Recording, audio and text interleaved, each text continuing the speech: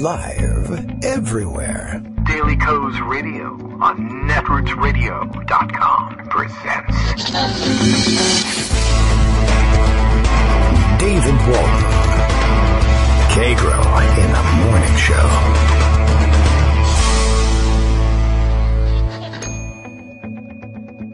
Now, here's David Waldman. Hey, good morning, everybody. How you doing? It is Friday, June 16th, 2017. Friday at last, and this time it really is Friday. Time to kick off our last show of what I think is week 21 of The Presidential Apprentice. And, well, I'm glad it's almost over. Of course, Friday is usually the craziest day for news, and things are reaching a bit of a crazy fever pitch in the White House. Donald Trump tweeting frantically still this morning about the investigations. Definitely some weird stuff going on, and we're really going to have to check into this, and we probably won't know exactly what's going on for a couple of days. You know, it sometimes takes a day or two to straighten these things out, and the weekend is coming, and the officialdom on which the reporters who can straighten this stuff out will have to depend will be home for the weekend. But definitely saw something strange, and thanks to Kate Sherrill for putting it in the KITM hashtag timeline so I could call it up nice and quick. There's a very odd statement, supposedly, and this is relevant to those of us who've been listening to the show and listening to, my weird doubts about everything for so long. Supposedly from Deputy Attorney General Rod Rosenstein, who has this statement about anonymous allegations. This is just kind of has to be right up at the top of the show, I guess. Deputy Attorney General Rod Rosenstein today issued the following statement. Americans should exercise caution, and that's always a good thing to do, before accepting as true any stories attributed to anonymous officials. This is good advice to this point, but Americans should exercise caution before accepting as true any stories attributed to anonymous officials, particularly when they do not identify the country, let alone the branch or agency of government with which the alleged sources supposedly are affiliated. Now, I don't think I've ever had a warning about that. I've certainly had warnings about anonymous officials, or maybe that you should be wary of it if they don't identify the branch or agency, but I've never had anybody warn that when a newspaper says, according to a top government official, that it might be a top official, possibly, of, say, the government of, I don't know, Mongolia or Burkina Faso or Qatar or what have you.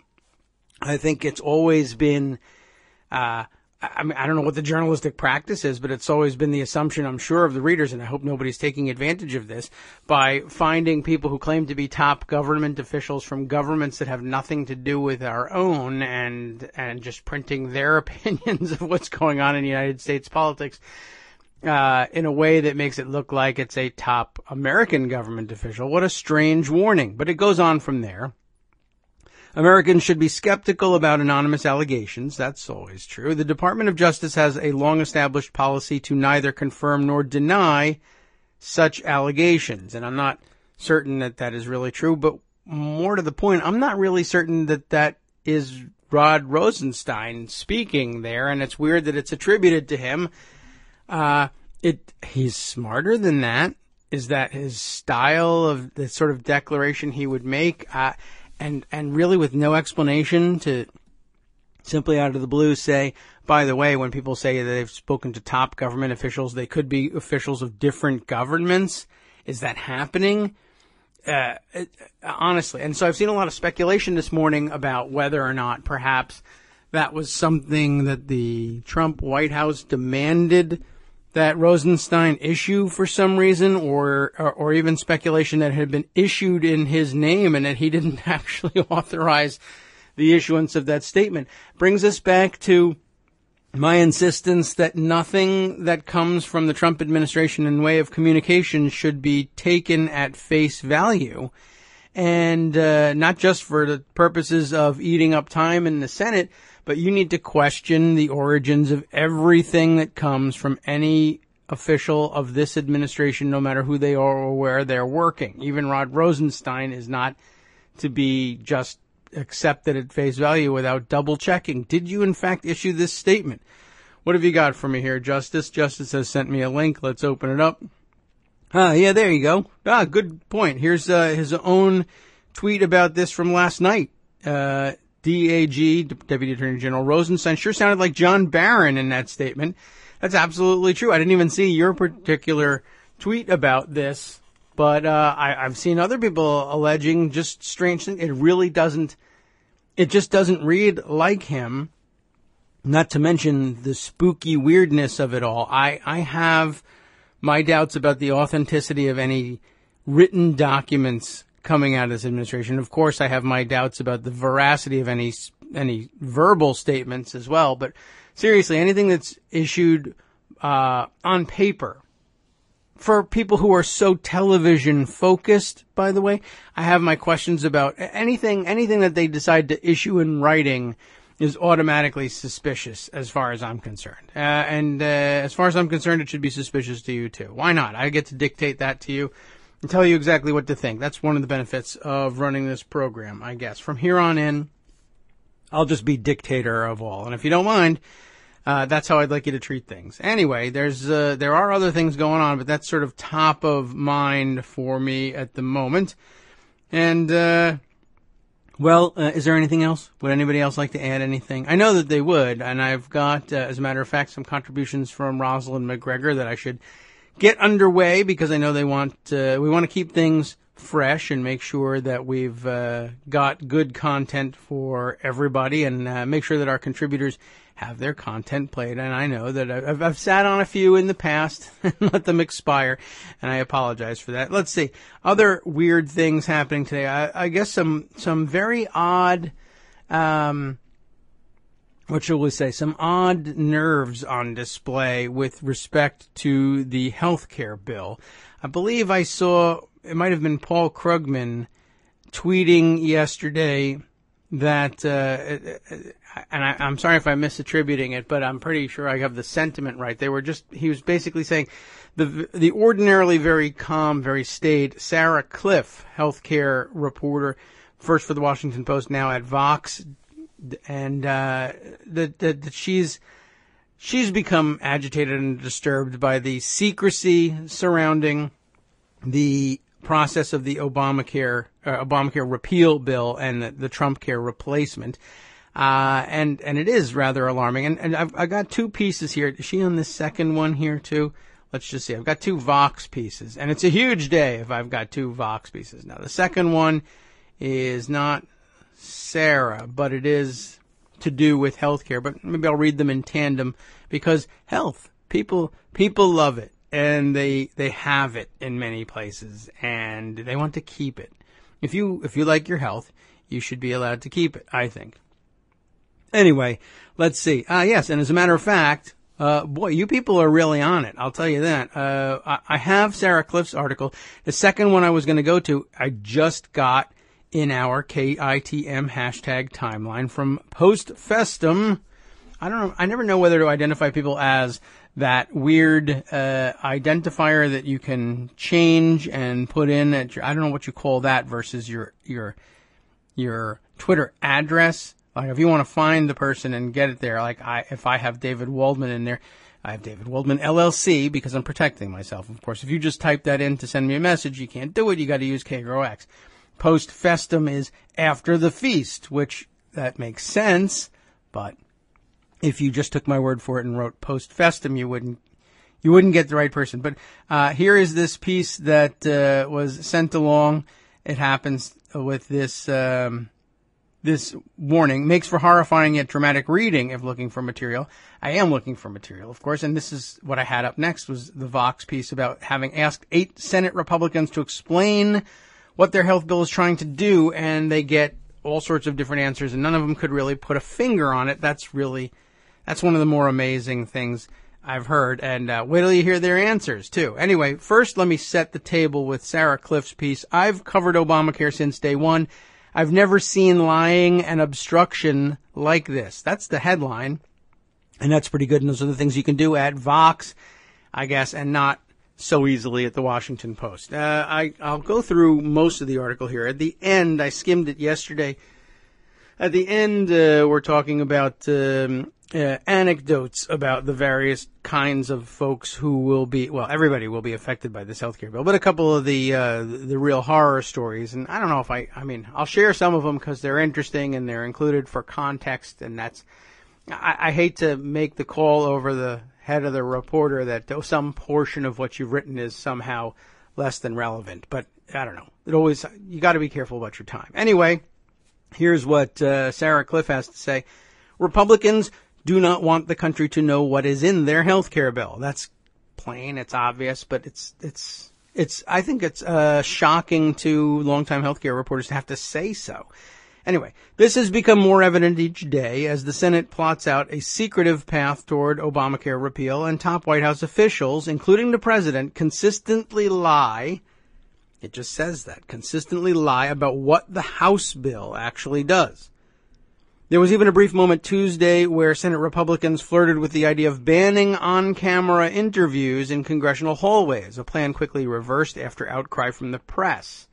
Yeah, even Chris Cillizza was up in arms about that one, and he didn't mind so much when reporters were getting body slammed for asking what was in the health care bill and how people stood on it. The extreme secrecy is a situation without precedent, at least in creating healthcare law, writes Julie Rovner, who has covered healthcare politics since 1986 and is arguably the dean of the D.C. Healthcare Press Corps. I don't have quite as long a tenure as Rovner, but I've been covering healthcare politics since Democrats began debating the Affordable Care Act in 2009. It's become obvious to me, particularly this week, that Republicans plan to move more quickly and less deliberatively than Democrats did in drafting the Affordable Care Act.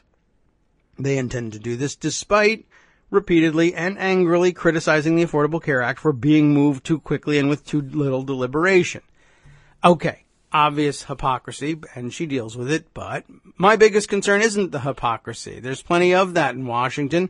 It's that the process will lead to devastating results for millions of Americans who won't know to speak up until the damage is done. You and I, we're political junkies. We have some inkling of what they might be trying to do in the bill, and we know it's important and we know we need to speak up, but we don't know exactly what to say. Imagine people who aren't hooked into this.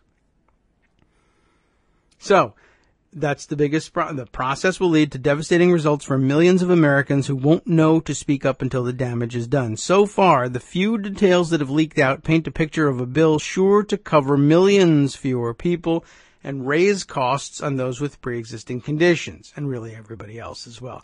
The plan is expected to be far-reaching, potentially bringing lifetime limits back to employer-sponsored coverage, and that's we have to remember that in all this. People, I don't know, I was reluctant to use the terminology when I tweeted about it yesterday that this bill is so bad and so dangerous that it reaches in and destroys even your private health care coverage. If you think you have nothing to do with Obamacare, it doesn't matter. And I realize it's all private health care insurance coverage, and that's a nuance that's sometimes lost on people. And I sort of intentionally use that phrasing, hoping to reach people who don't quite understand all of it, but who believe that they have nothing to do with Obamacare because they have employer-provided insurance and think that they're then invulnerable. No matter what happens to Obamacare, I'm okay because I don't have that. But Obamacare isn't actually an insurance plan. We know that. We've been over that ground, but we're policy wonks. But yeah. People who have and have always had throughout all the debates, Obamacare and all subsequent debates have had employer-provided health care insurance, could find their insurance coverage changing dramatically, changing in price dramatically, changing in scope dramatically, because all insurance is going to change this way, because a lot of what they're proposing is changing the way insurance companies are regulated in what they can offer to people, or what they have to offer to people who are buying insurance, and it's all private insurance. And so, yes, if you've had the same insurance with your employer for the past decade throughout all of this upheaval, you may very well find that the insurance company has the door opened to them now to start imposing lifetime caps, and even if they didn't before, they may find that the only way for them to remain, and in their terminology, competitive with the rest of the market is to impose them on people and buyers who've never had them before. Anyway, as she explains, the plan's expected to be far-reaching, potentially bringing back the lifetime limits, which could, of course, mean a death sentence for some chronically ill patients who exhaust their their health insurance benefits. Senate Republicans do not appear to be focused on carefully crafting policy. This is important. I can't stress this enough. I'm going to read it again. Senate Republicans do not appear to be focused on carefully crafting policy, period, really, but policy that reflects a more conservative free market attempt at achieving President Donald Trump's, I'll say, so-called goals of covering every American at lower cost.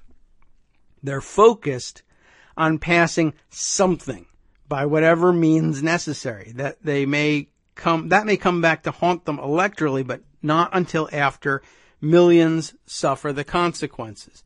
Am I clear about that? I don't think I don't know if she made this point clearly enough. All of this secrecy, ordinarily when you have this kind of secrecy, it's because they're fine-tuning the policy aspects of what they're doing. They want to get it. I mean, presumably, this is one of the underlying assumptions of self-government. Presumably, your legislators are working hard to get the bill as good as it can be, to perfect it. I mean, there's give and take, there's horse trading, there's politics, and all sorts of considerations, budgetary considerations that sometimes make you say, well, we'll have to do this less than optimally, or restrictions of existing law or procedure or whatever it is that cause you to say, well, we can't do it exactly the way we'd want to, but this is either the next best thing or the best we could do. And it's not entirely clear. And in fact, it's becoming increasingly clear that this is not the case, but it's never been clear, and it's becoming less clear that Republicans are spending this time working. They're not protecting their bill so that there's open discussion between members about which pieces to trade away and how close to the ideal can they really come. And, sometimes you want that kind of protection because you're working on something serious. You're giving it your best shot. Your members are exhausting themselves trying to do their best possible work. And the sniping from the outside just makes it that much harder. What's happening here is they don't appear to be trying to put together a package of policy reforms aimed at delivering the best health care to the most people. They are instead writing a tax bill that loots the accounts that most people have set aside for the purchase of health insurance and turns it into tax relief, except they don't need any relief, but tax benefits for the wealthiest people in the country, the people, of course, who need it least. And they're doing it at the expense of people who have to budget carefully for their health care. They are going to pay more so that there's less help, because there's less help available to them in buying health care coverage. And that money that used to go to helping poor people and middle-class people buy very expensive health insurance is instead going to go back out the door in tax breaks for the wealthy, who don't need either help buying their health insurance or any more tax breaks.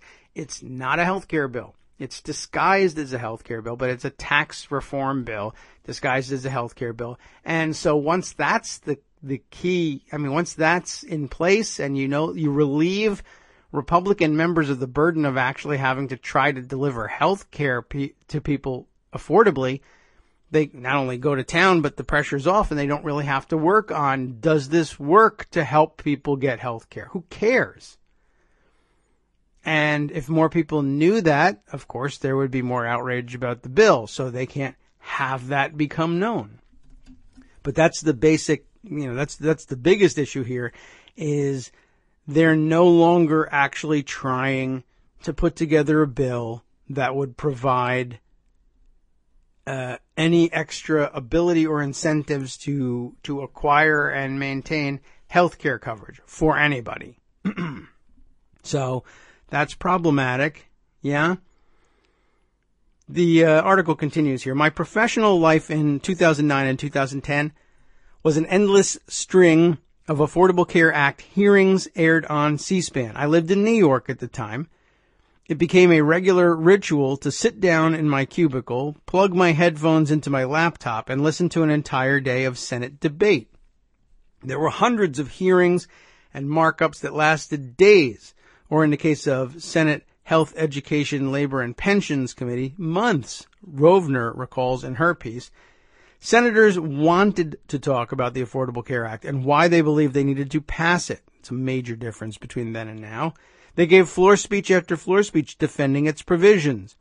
Patients had months to lobby their legislators on particular issues they thought were important. A few months ago, I interviewed one woman, for example, who successfully lobbied former Senator Kent Conrad from North Dakota to add a ban on lifetime limits in health insurance.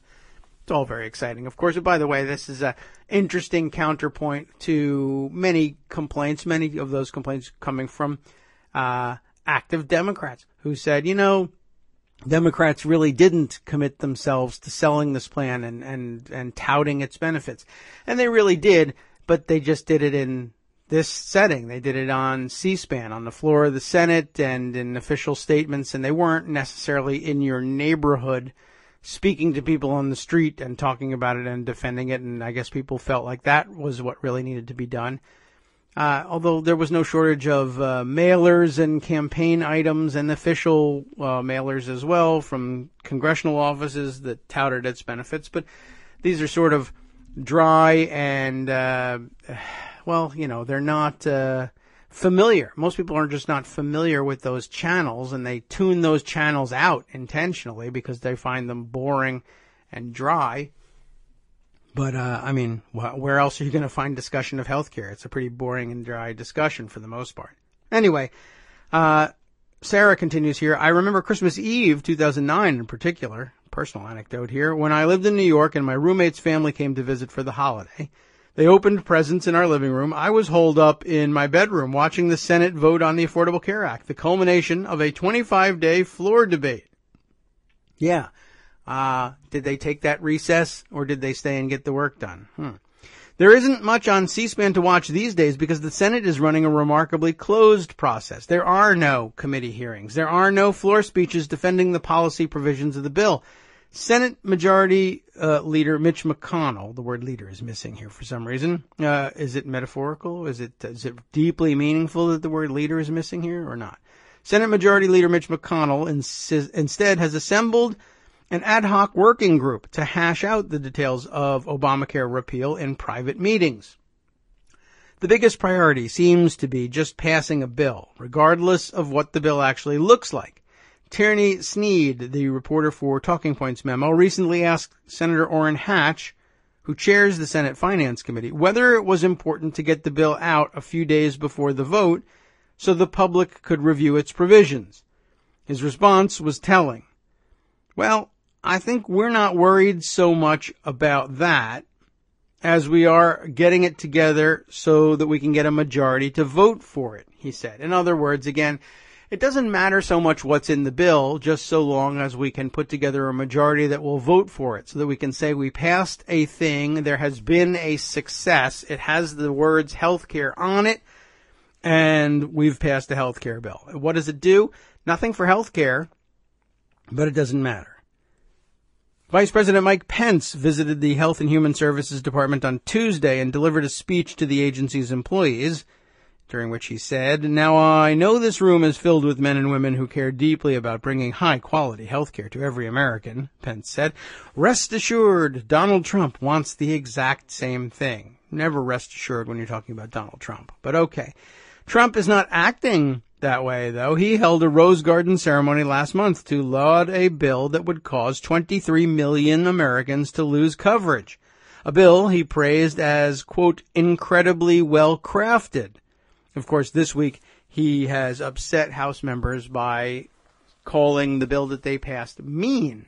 and insisting that the Senate bill ought to be more generous. I thought that was kind of interesting. And so did the House members. They were upset, and they were a little bit baffled, as were the rest of us, as to why he would have said that the House bill was incredibly well crafted and had a party at the White House to celebrate its passage. But of course, as you know, if you haven't figured it out, we'll say it, but I mean, I have a feeling you're all up to speed. He said what he said because he has no idea what's in the House bill or how to understand it. Not very many people really have a good idea of what's in it, for one thing. But the president should, and it's going out sort of, kind of under his name, although lots of people love to push back and say, we really ought to be pinning this one on Paul Ryan and Mitch McConnell and not calling it Trump care. But I think, that's a political consideration, and there are differing opinions as to whose neck this ought to be hung on, and I don't think that calling it Trump care precludes the possibility of hanging it around the necks of every individual Republican in Congress or seeking office going forward from here on in. But anyway, acknowledging that that political difference, that strategic difference, the reality of it is he didn't know what was in the bill. He was just sort of echoing sentiments that he might have found in talking points that were handed over from the House Republicans to the White House, and then just saying the bill was incredibly well crafted, not because he read it or knows how to craft anything himself or was even particularly impressed with the crafting of the bill. He knows nothing about it. He just knows that Republicans passed it. That's his team. And right now, the PR play is to say that it's an awesome bill and it's great and it's the best that could possibly be done, and he hires only the best people. So he just said it. And he doesn't feel like he needs to be held to account for that.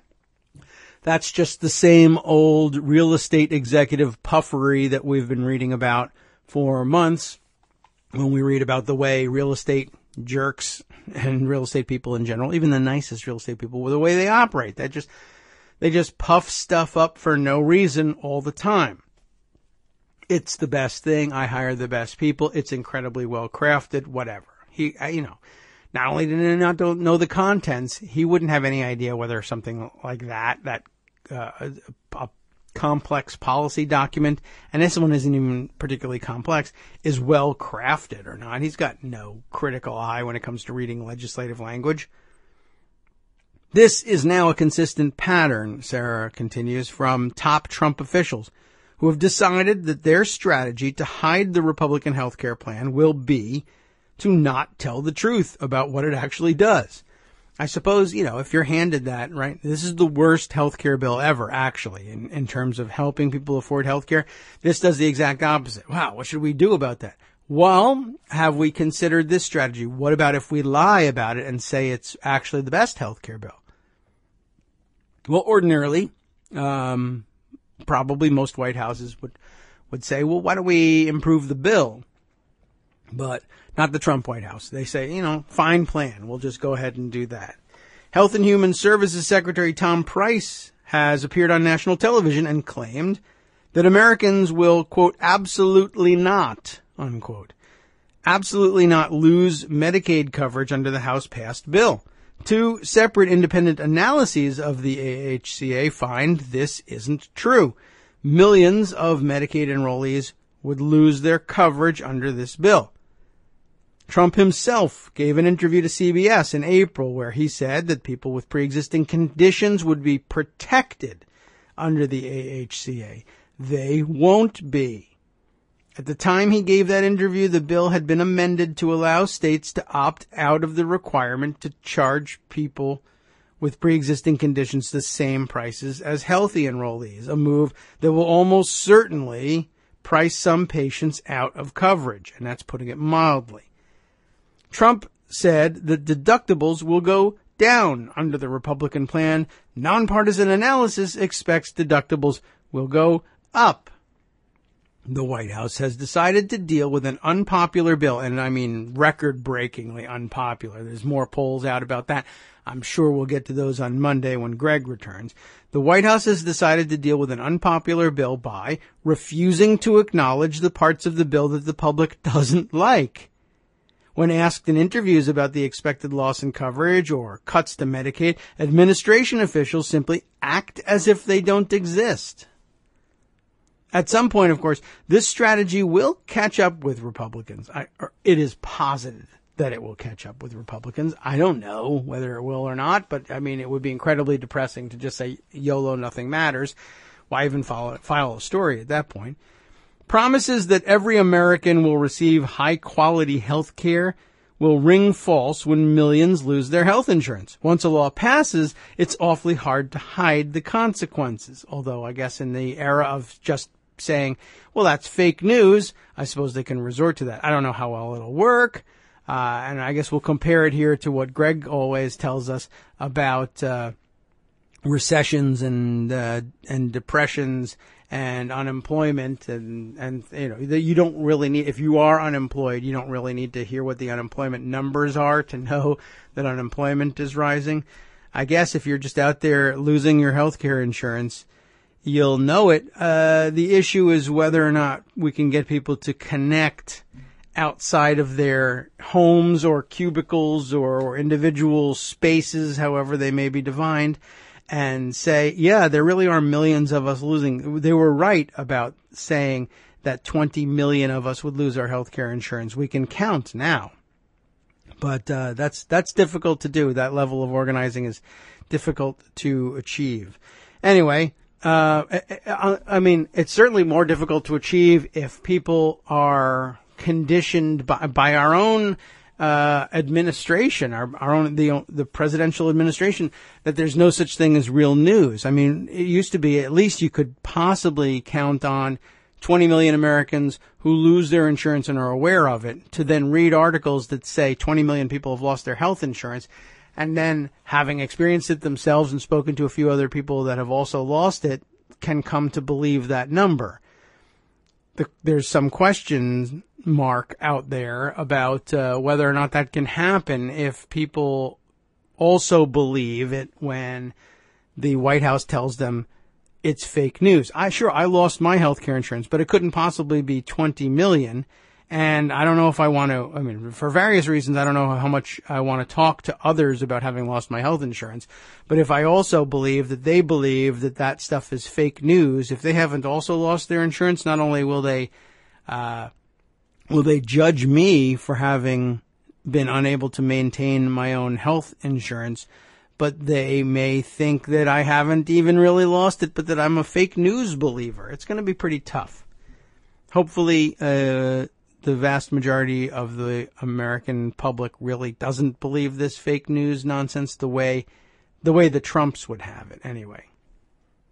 And hopefully we also do believe in what actual fake news there really is out there. It's a fine line to have to walk. It's difficult to explain, and we could do a whole show about that, but we won't. So yes, Republicans might lose elections if they pass their American Health Care Act, but that will only happen after people suffer the consequences of a rushed bill considered quickly with little public debate. And here are the anecdotes, so we might as well share some of them. They are people like 62-year-old Cliff Hoskins, a retired coal miner who lives in rural Kentucky. Oh my God, we are supposed to reach out and understand these people, right? Well, let's reach out and understand this. He used to be on Medicaid expansion. He described it as the best insurance he ever had. And now he has coverage through the ACA marketplace. His out-of-pocket premium, though, would likely triple under key Republican health care provisions.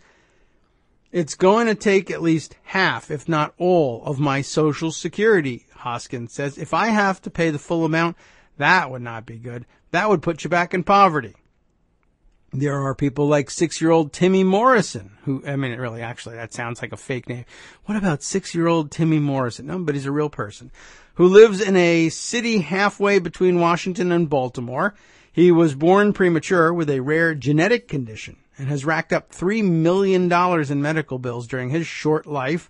If the Senate follows the House's path, it would pass a bill allowing companies to once again place lifetime limits on health benefits, which would mean Timmy could run out of care. His parents don't know what they would do if that happens. We don't really know what to do right now, his mother, Michelle Morrison, told me in February.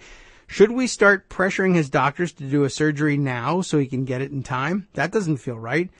Insurance is supposed to cover things that you can't anticipate, and for us, this is one of them. Yep. Voters can oust Republicans in the 2018 midterm elections if they don't like the health care plan, but for people like Cliff and Tommy, the damage will already be done. Tommy won't even, what if Tommy doesn't live to even get a vote at this point? The election is secondary to their ability to get health insurance coverage. This is the most damaging part of the lack of public discourse around the Republican repeal efforts. There are millions of real lives at stake that could be hurt. These people would suffer the consequences that will happen much faster and matter much more than any election. So a good point, well reiterated and illustrated with some anecdotes. And now on the other side of Vox, let's see, we have Tara Golshin, Dylan Scott, and Jeff Stein collaborating on the piece entitled, "We Asked 8 Senate Republicans to Explain What Their Health Bill is Trying to Do." Okay, so you want it secret. You want the provision secret so that you can protect yourselves during the deliberative process and craft your legislative language as precisely as possible. What about giving us some indication of what are you trying to do? What is it you hope this health care bill will accomplish for America? Is that not, could that be a fairer question? I guess even despite the mandates of secrecy, 8 Senate Republicans were willing to go on the record with an answer. Let's see if any of them are satisfactory in terms of what they're trying to do. But I think the point of this article is supposed to be that they get 8 different answers, which is like either no one knows or it's just so, if it was organized around some real healthcare principles, surely they would have been, all 8 of them would have named it. But I don't know. Well, let's see. Senate Republicans can't answer simple and critical questions about a health care bill that they're drafting in secret. The health care bill, really. Some still can't say what it's trying to do. Others, other than garner enough votes to pass the Senate, or how they believe it will improve the American healthcare system. And I suppose they all went to that one. Well, what are you trying to do with the bill? Well, I guess we're trying to improve the American healthcare system. Okay, how? I don't know. And they might really not. Either because they're unsure about how to do anything, or because they realize, look, the things we're doing in this bill at best have an indirect effect on providing people with access to affordable health care, and it's convoluted, and also who knows how much of this is going to make it to the floor. I don't want to commit to something that doesn't make it through negotiations. That's almost actually a legitimate way of answering, but okay. With the bill's text still not released for public view, Vox asked Republican senators to explain their hopes for it. How about that? Can you tell us what you hope it does? Who will benefit from the legislation? What problems is this bill trying to solve? John McCain has the most creative answer. All of them. I guess he wrote that script for Sarah Palin. Which newspapers and magazines did you read? All of them, Katie. What problems are you trying to solve? All of them. That's what McCain said in an interview. Not an uncharacteristic response of his Republican Senate colleagues. Over the course of the past week, Vox asked 8 different Republican senators to explain the affirmative case for the bill. They rarely answered directly, at least not on the bill's policy merits.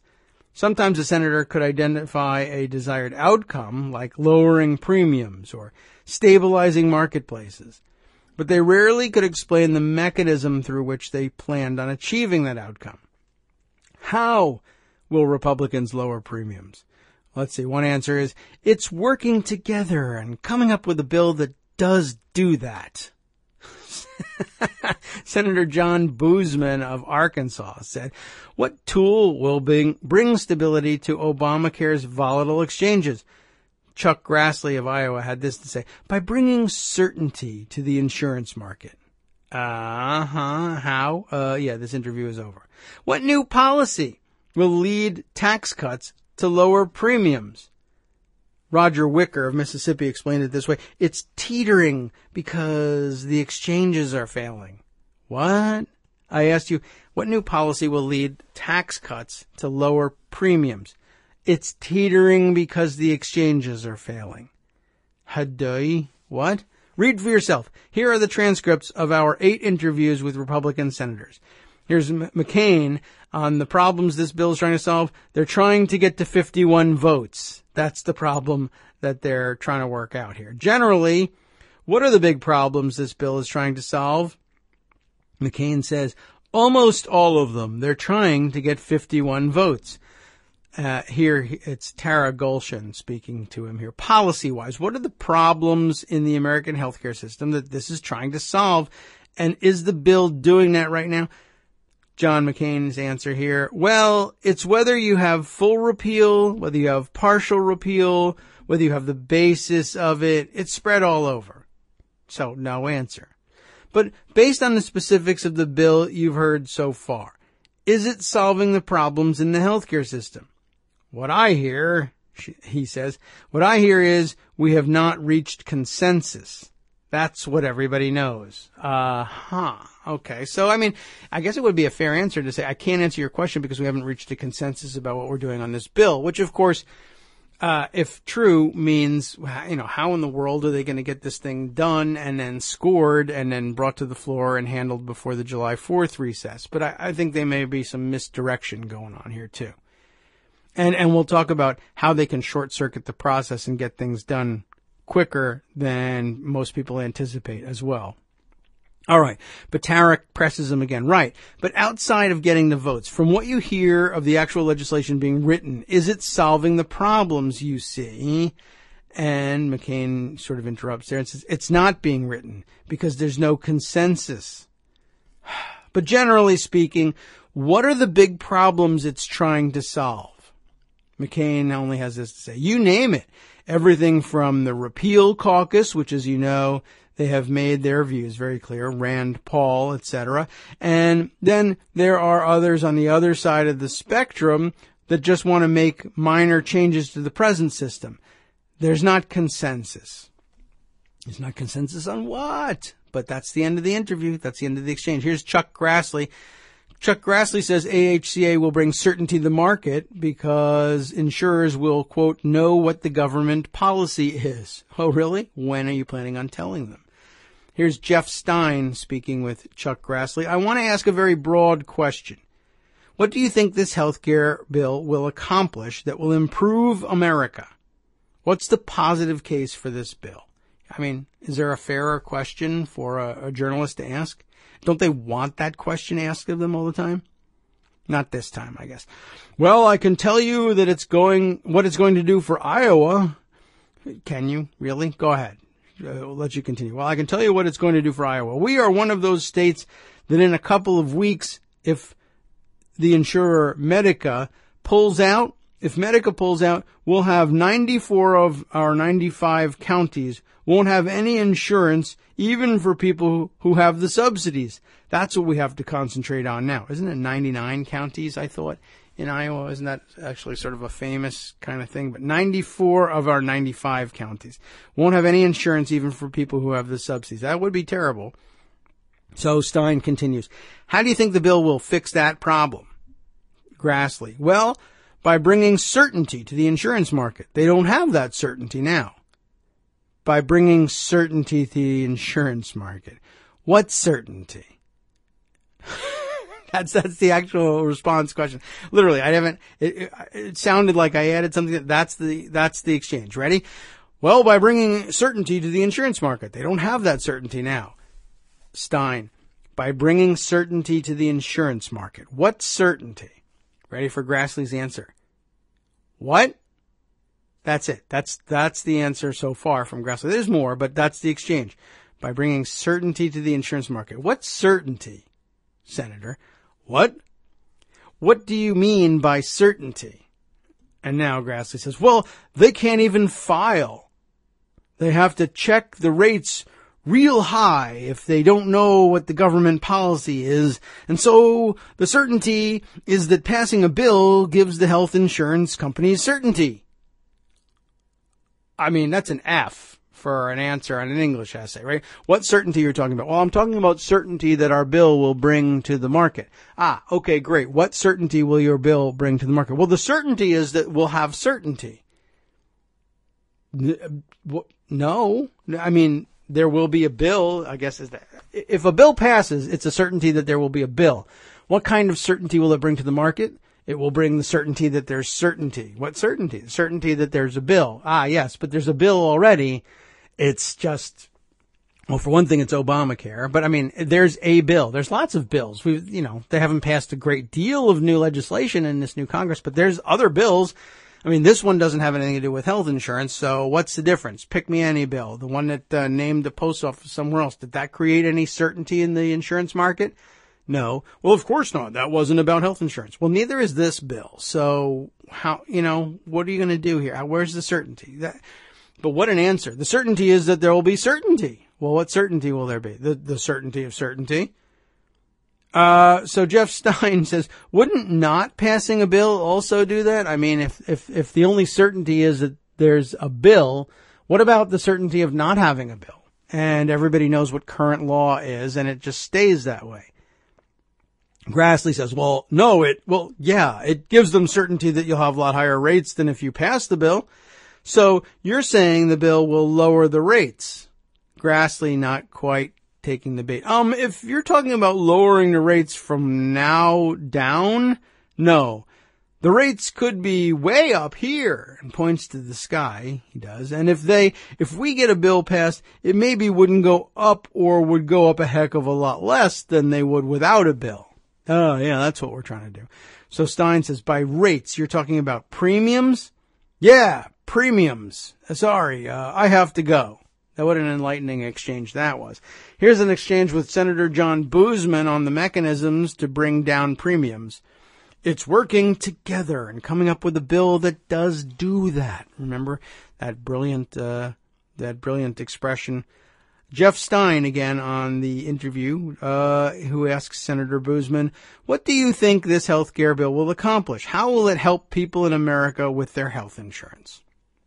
Boozman says, well, right now when I go back to Arkansas, I love those pat lead-ins for the answers. When I go back to Arkansas, I don't know the answer to this question. But this is how he says it. When I go back to Arkansas, we've got so many people in Arkansas. Premiums have gone up 128% in the last 4 years. Now, what he's not saying, of course, is we've got so many people in Arkansas whose premiums have gone up 128%, but he does let you know that there's lots of people in Arkansas, and that's helpful. When I go back to Arkansas, we've got so many people in Arkansas. I mean, that's a very Palin-esque answer. Premiums have gone up 128% in the past 4 years. For somebody, maybe, I don't know. We have all kinds of people in a situation where if they're fortunate enough to afford the premium, they've got $5 to $10,000 deductibles. And so hopefully we'll deal with some of those problems. So what's the problem if you have a $5 deductible? Nothing. What's the problem if you have a $10,000 deductible? It's huge problems, but then why would you be passing a bill that's going to give everyone $10,000 deductibles? I don't know. So Stein says, how does this bill do that? And what I have to even read this sentence to figure out what that is. Boozman says, blah, blah, blah, people in Arkansas, 128% past 4 years. We have all kinds of people. If they're fortunate enough even to afford the premiums, they've sometimes got up to a $10,000 deductible. Hopefully we'll deal with some of those problems. How does this bill do that? How does this bill then deal with the problems? The only problem that he's named is that the premiums have gone up 128% and some people have a $10,000 deductible. Boozman says, well, it makes it such that it's more affordable. So that's really what we're working through now. We don't have a bill yet. We're working hard to come to an agreement so we can solve some of those problems. So that's his answer. How does this bill lower people's skyrocketing premiums, and how does it lower their skyrocketing deductibles? Well, it makes it so that it's much more affordable. Really? How? Subsidies or caps on how high rates can rise from year to year or how high a deductible can be? Well, we haven't agreed on that. But the bill does make those problems. It does solve those problems. We do aim at solving those problems. Okay. I mean, can you tell us some of the ideas that you've been considering? No, can't do that. Stein says, why will this bill reduce premiums? How will it lead to the outcome you're describing? I mean, there's only one question has been asked in all this. It's just 19 different answers that mean I don't know, or I'm not even trying. That's the worst part. So, okay, once again, why do you think this bill will reduce premiums? How will it lead to the outcome you're describing? Well, again, like I said, that's what we're working through here. I'm not going to negotiate the bill now. We're in a situation where that is the outcome. That's babble. I know that the course we're going down is simply not sustainable. The other problems we've got is that premiums were held down through the election. The premiums in my state, the increase will be at least 20 to 25%. Before it was 128, but okay. That's what the insurance commissioners are telling me. I think we're on an unsustainable course. Again, Stein, but I'm curious why you believe this bill will fix that problem. What's the mechanism for fixing it? It's working together and coming up with a bill that does do that, because we're in a situation with Obamacare that, again, we don't have a sustainable product. That's, of course, their go-to line. It's not sustainable. And that might, even if we grant that that's true, what are you going to do that's going to make something more sustainable? Well, we're going to come together and come up with something that is more sustainable. Like what? Well, I'm not saying that I'm going to negotiate the bill here with you. We're still working on that. I can't tell you exactly what it is because it's not set in stone yet. Okay, but you have some, surely you would have some idea. I mean, you're involved in the negotiations. Why are you there? What are you saying to people? Well, I can't tell you that. That's all secret, I guess. I mean, think about how stupid these answers are if you really sit down and think about it. I guess on the fly, verbally, and that's probably the case with lots of interviews. When you write it down, when you make the transcript, everything looks a little dumber than it sounded at the time. But, I mean, imagine that this is your answer you get over and over and over again from all these different senators, that they don't know what is going to be in the bill, but they're sure it's going to make things better. How will it make things better? By making them better, that is. You see? Because when I go home to blah, blah, blah state, and my good old folks, and we just sit and boy, oh boy, are we just folks, salt of the earth. We're just having eggs at a diner, and it's not like this fancy liberal elites on the coasts who go to diners and eat eggs, but they eat fancier eggs than we do. Yeah, that's the problem. Plus they all got Mini Coopers or whatever and use Uber, and we got tractors. I ride my combine all the way to the diner every day. I don't even have a car. I had a pickup truck back in the day, but then Obamacare took it from me. So all I have is I have a collection of 6 pickup truck shaped combines, plus one shaped like a motorcycle, because that's America. It's garbage. Just baloney about how they're the salt of the earth, and they don't have any idea what they're going to do, because 1, it's not written, and 2, when it is written, it's not going to be about delivering anybody any assistance in buying health care. So they don't know what to say. There's more to the exchange with Boozman here. After the crap of it's working together and coming up with a bill that does do that. What nonsense is that? So Stein says, I guess he gets frustrated, right? The guy doesn't know the answer. Fine. Okay, here about this question. Why is cutting Medicaid necessary? I'm not going to argue with you. Who do you represent? What kind of answer is that?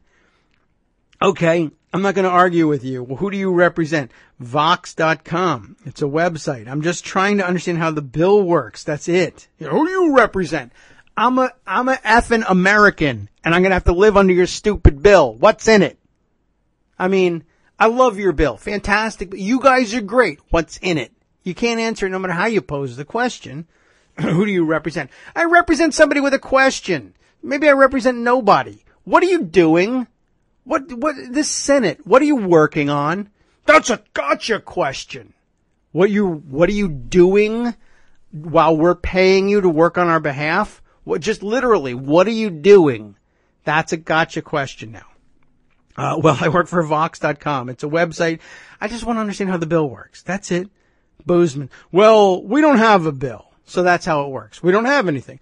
That's what we're working on. The reason we're working really hard to come up with a bill is to solve some of the problems of Obamacare. And the reason we're working hard to come up with a bill is that's what we do in the Senate. When we want to do things, we make bills out of them and then we vote on them. Okay?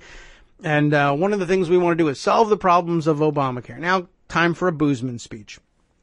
Because of the problems I outlined, we have a lot of people in a situation with increased premiums, increased deductibles. If you're an Arkansan and you have a $5,000 deductible, you really don't have insurance. You have catastrophic insurance. And after that, it's not such that you don't have everything paid for. It's probably an 80-20 match after that. So these are real problems that affect real people. We're trying to come up with a solution that makes things more affordable. And I really owe Boozman ordinarily, I would say. If he were really answering the question, I would say I really should read out his entire answer and then critique it. But it's not a real answer. So I'm going to stop here. There's more to it and just say he's outlining the problem as it existed before Obamacare.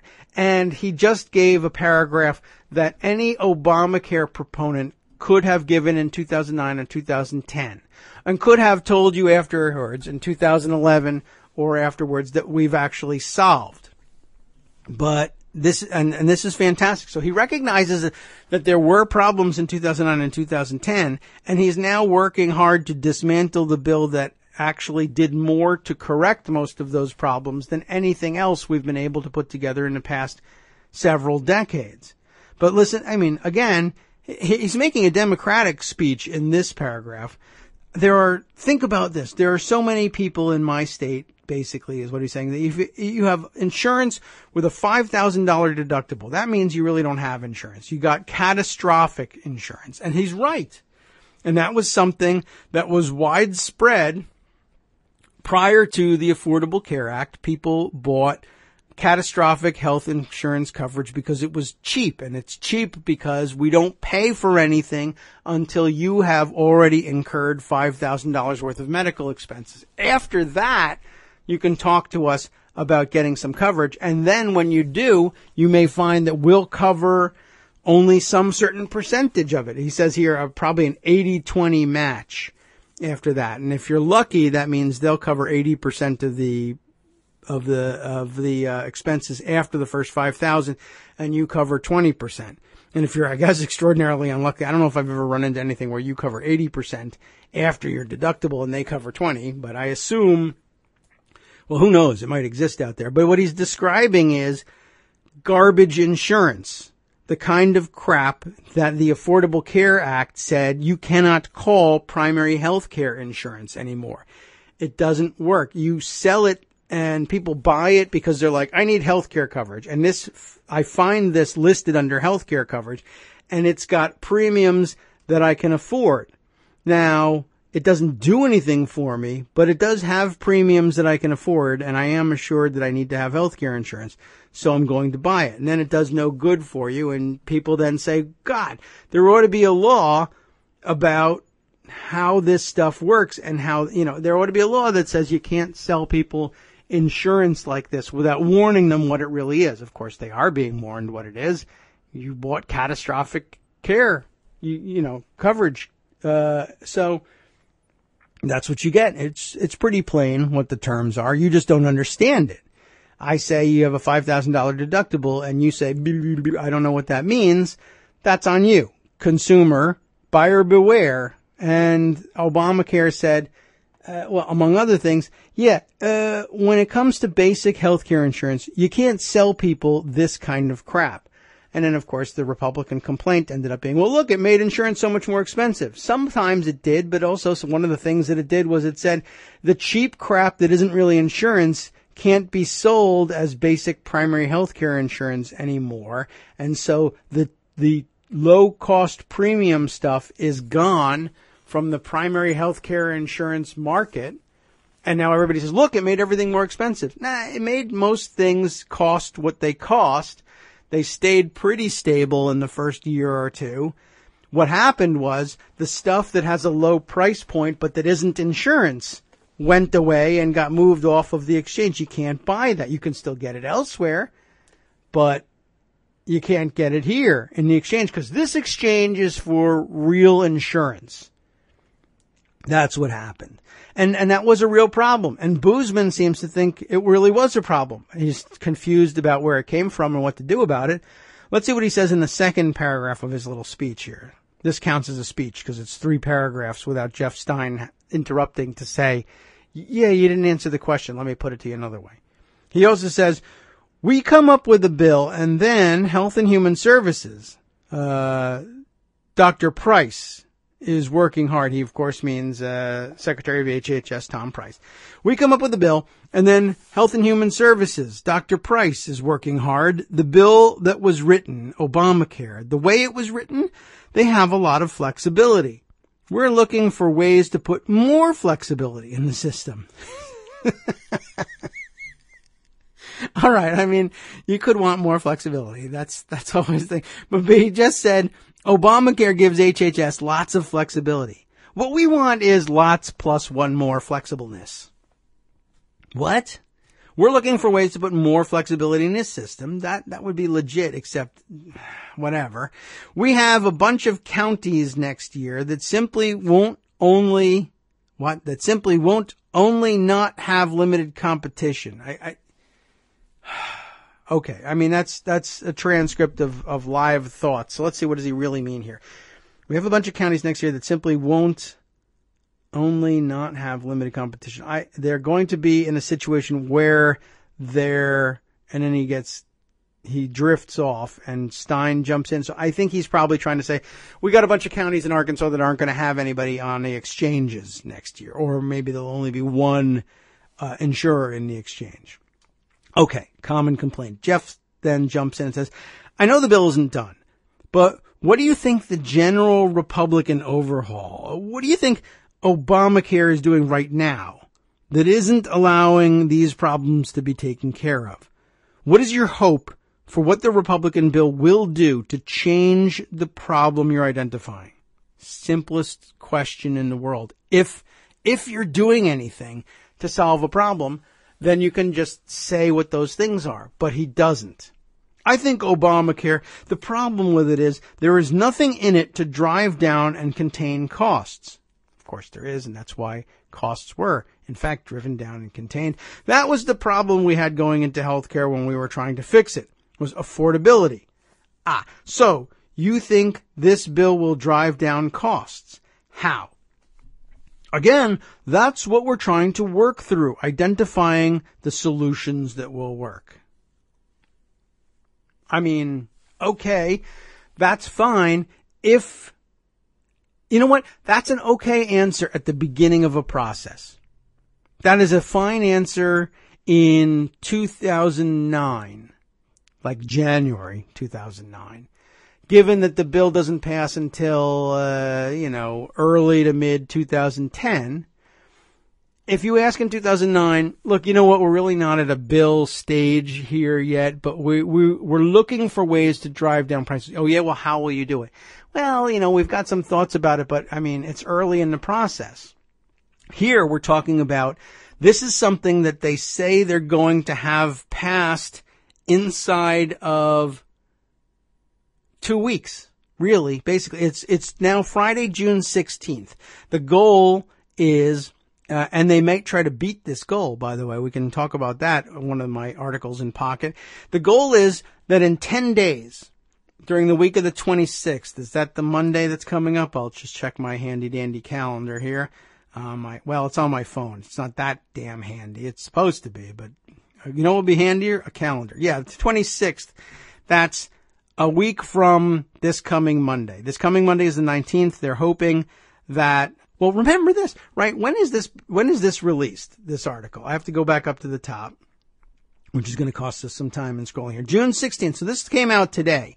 It's not clear when all of these interviews took place. And I mean, did they say something about it? Like that these were, over the course of the past week, they asked these things. So, I mean, that's pretty recent. Think about how alarming that is, because over the course of the last week, which means from about, let's say, Monday, right? The 12th through the 16th, or I guess to give them the benefit of the doubt, they wrote this article, I presume, yesterday. So on the 15th, they were saying over the course of the last week. That could go as far back as June 8th or 9th, depending on how you measure the week, right?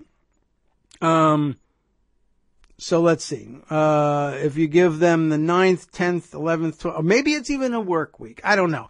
But if you started talking to them at the end of last week, and they were saying that, gosh, we don't have a bill and we're not at that point yet, and I don't know exactly what mechanism we're going to use, consider that this bill is supposed to be scored by the CBO, and the CBO says they'll need 2 weeks to score this thing, which really, I'll explain later. We'll read an article. That was their original estimate. They are now going to be down to a week because as of yesterday, they were telling people we don't have a bill. We don't know. So now they got to get it done in a week in order to bring the bill to the floor on the week of the 26th. Although again, if you pull the dirtiest possible reconciliation tricks, you could conceivably bring the bill to the floor later than that and still get it done before the July 4th recess. The July 4th recess, of course, we would expect to see them, if all were working normally, leave for it on Friday the 30th or perhaps Thursday the 29th. The July 4th is the next Tuesday, so they'd be out that whole week. It's not like they would, ordinarily they wouldn't come back to work on July 3rd and then take off for the 4th and come back for the 5th, the way normal people will. They'll take the whole damn week. To do what? To talk to constituents? Absolutely not.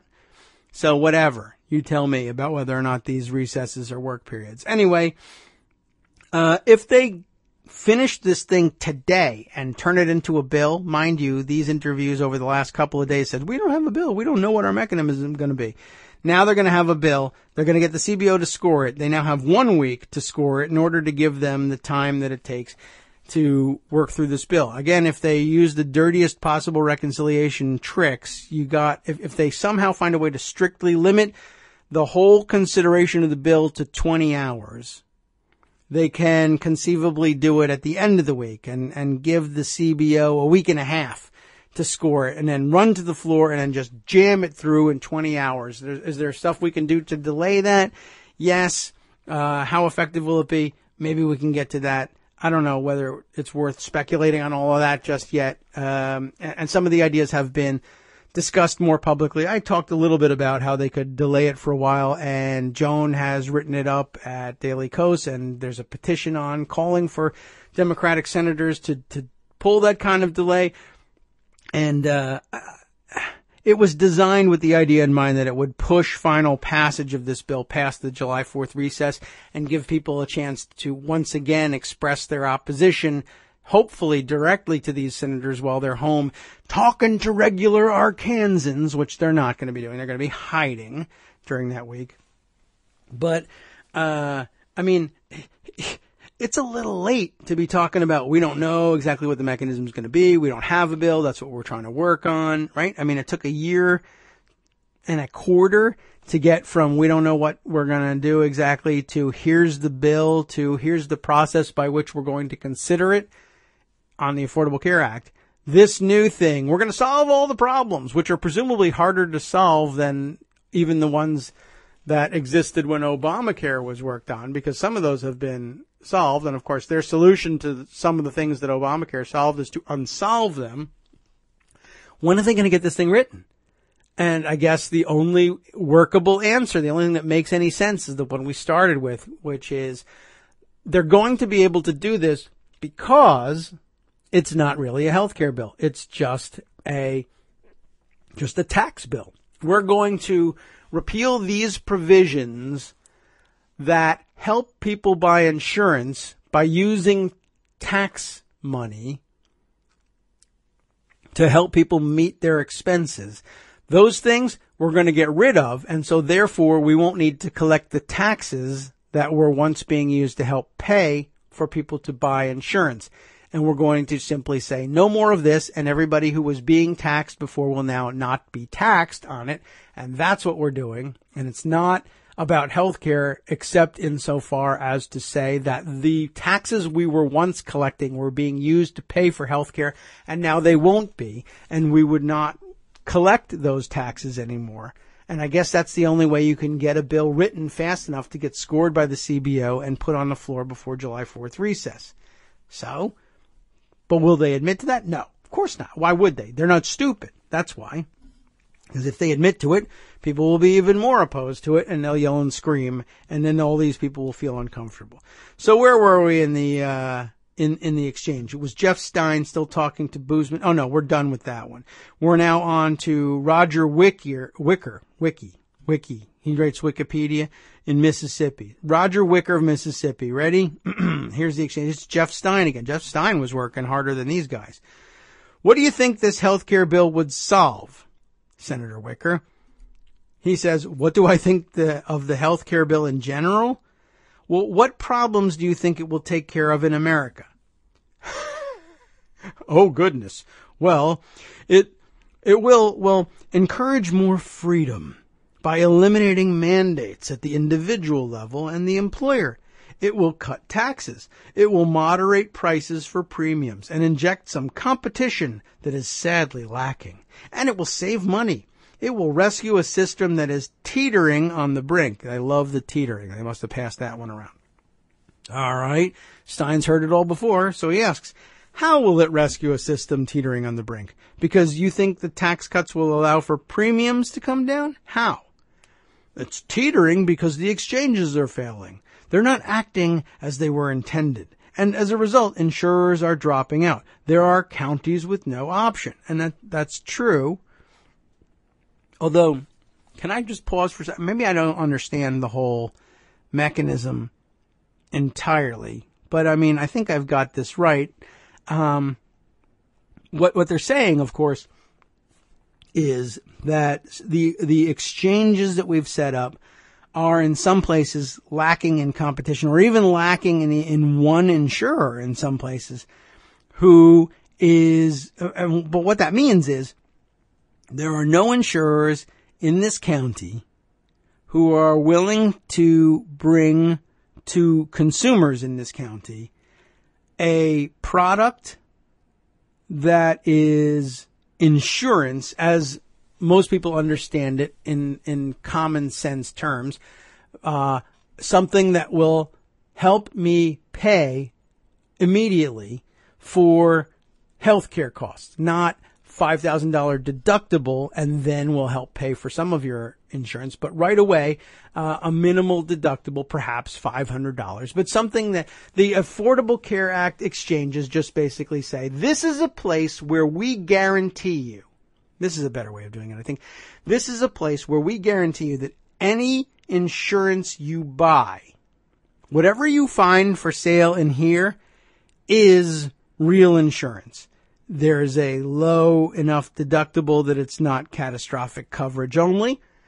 And the co-payments are such that they, while it doesn't have to be a gold plan where you pay high premiums, but they take care of pretty much everything and you don't have to do any out-of-pocket spending at all until it's time to pay your next premium, no matter what you do. Or it could be, one of the bronze plans where you pay a lower premium and then when you go to the doctor, you pay $50.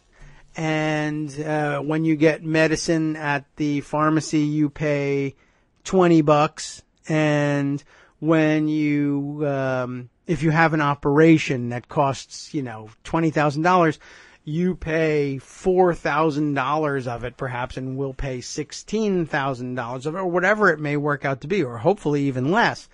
But insurance, as most people would understand insurance, I had an expense and I need some help paying for it. And I've been paying you premiums, and so help me out. And then they do. If you buy your insurance here, it will work like that. There is other kinds of insurance. There's catastrophic coverage where there's a $5,000 deductible, and it's crap. You can buy it, you just can't buy it here.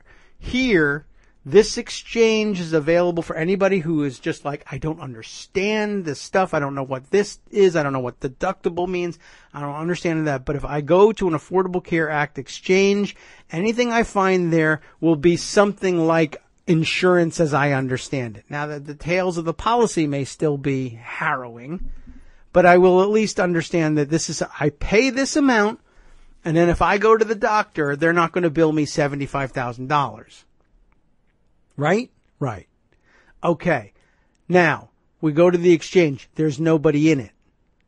Okay, that's bad news, but what does it mean? It means that, okay, for whatever reason, none of the insurers in the area are willing to come out and say, I will abide by these rules, and here is what I'm willing to offer you under these rules. Does that mean there are no insurers in these 95 or 94 counties in Iowa? No, it means there's nobody who's any longer willing to guarantee you that they will, for this price, give you something that resembles reasonable insurance. They will just say, whatever, man, read this. If you want it, it's available to you for this price. Is it good insurance? I think so. But then again, I sell it. Well, does the government think it's good insurance? You know what? They're not really allowed to say anything. Well, what about the Affordable Care Act and all of that? Well, if we were any good, we'd be on the exchange, basically. But we're not. Or we opted not to be. But what about my state insurance commissioner? They wouldn't let you just sell me garbage that doesn't pay for anything, right? You know what? They might, because, of course, very often the insurance commissioner is an elected position and we pay for their campaigns, and maybe we don't want them in the business of saying, no, this is garbage. You can't pay for that. You shouldn't be allowed to sell that in this state. Very often, or very rarely, will they actually come out and say, this is such garbage that it's an actual scam. That most insurance commissioners won't allow to be sold inside of they won't allow it if they can find it. But of course, people get nabbed selling that stuff all the time, or they get sued all the time because they push the limits. It wasn't our intention to sell you a scam. It was just our intention to not pay you when you had medical expenses. And, occasionally the insurance commissioner will step in and say, you got to do that because that's crazy. That's just a scam if you take their money and don't pay for anything. But the Affordable Care Act was supposed to say, well, if you want to stay out of the insurance commissioner's office every time you're sick and you don't want to have to push your insurer to pay for things that they should be paying for, because you never understood that you had a $50 billion deductible, you could buy your insurance here. Now, if there's nobody in this state willing to sell you decent insurance at a decent price, that's not Obamacare doing it. And that's not Obamacare pushing insurers out of the market. That's Obamacare saying these are minimum basic standards for insurance. If no one will meet it, then good luck, buyer beware. Anything you find here will meet those standards. Anything you don't find here, anything you find elsewhere, read it carefully, because they could be trying to screw you. They could be perfectly fine, but they could be trying to screw you. Be careful. That's all that's happening. Obamacare is failing. Look at the insurance. I get that's a red herring. If I understand things correctly, all that means is that insurers in your area are so unscrupulous or so greedy that they won't guarantee you that you're going to get what you pay for. Now, if you want to take the risk with them otherwise, that's up to you. And if you think that's a fair way of dealing with the insurance market, then keep voting for your current insurance commissioner and your current state representatives. But the fact that nobody will step up and sell you something decent isn't because Obamacare. It's because them, and they suck. But I don't know. We seem to have lost track of that point in things somehow. I don't know how we got that bad. But I guess Obamacare as a label allowed people to conflate these things. So where were we with Jeff Stein and Roger Wicker? Wicker basically says nothing, right? So Stein asks him, how will it rescue a system teetering on the brink? Well, it's teetering because the exchanges are failing. They're not acting as they were intended. They are. It's just the insurance companies aren't acting as if they want to sell people decent insurance. That's what's happening. As a result, insurers are dropping out. There are counties with no option. No option on the exchanges, but options everywhere else. It's just crap options. Maybe you should talk to the people who sell crap. Stein, I want to understand why you think the bill will help the marketplaces. Roger Wicker says, for the reasons I'm giving you. A very comprehensive answer, I think. I'm going to have to review his answers. They're not very long.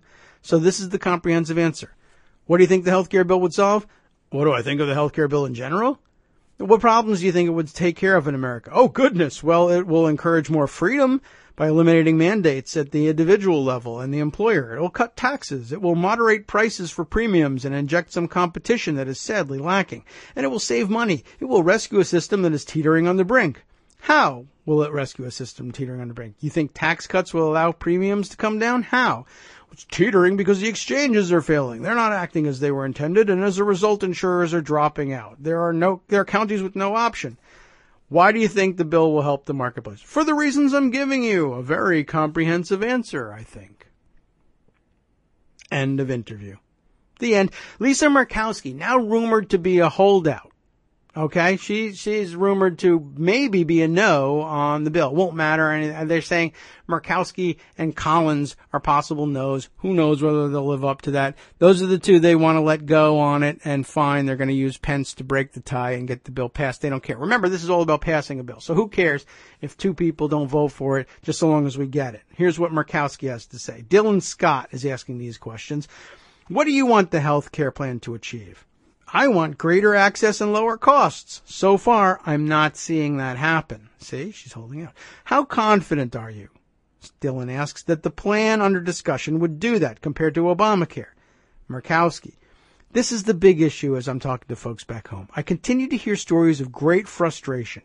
Increasing premium costs, increasing share of deductibles, decreasing access. They know what they don't like. They know what they do like. They do like the fact that they've gotten coverage for pre-existing conditions. They do like the fact that they're able to keep their kids on their insurance. There are some positives, and then there are some bad things. When you ask Alaskans about their stories and what they want, they need increased affordability because we get slammed in every category with premiums and the cost of care, everything. They want decreased cost, increased access. Dylan Scott says, are you seeing provisions in the plan that's being discussed that would achieve that? Murkowski, the plan the House laid down does not help Alaska. It does not help decrease their costs, and it does not help increase their access. So the question is whether or not what's being built on the Senate side is going to be better. It's going to better reflect that. My hope is that it will. I can't show to my constituents back home anything concrete because we don't have anything. We've been talking about ideas. But for instance, if you're going to eliminate Medicaid expansion, or even if you're going to wind down Medicaid expansion, that's not increasing access. I think the requirements that I'm looking for and my constituents are asking for are pretty basic. My task is going to be to make sure that those basic asks are met. It's a good answer, except it doesn't, again, it doesn't say anything about what's being discussed. But just at least she says it's not working, what they're talking about. Dylan Scott, again, do you have any specific metrics in mind? How do you evaluate whether a plan is going to lower costs or increase access?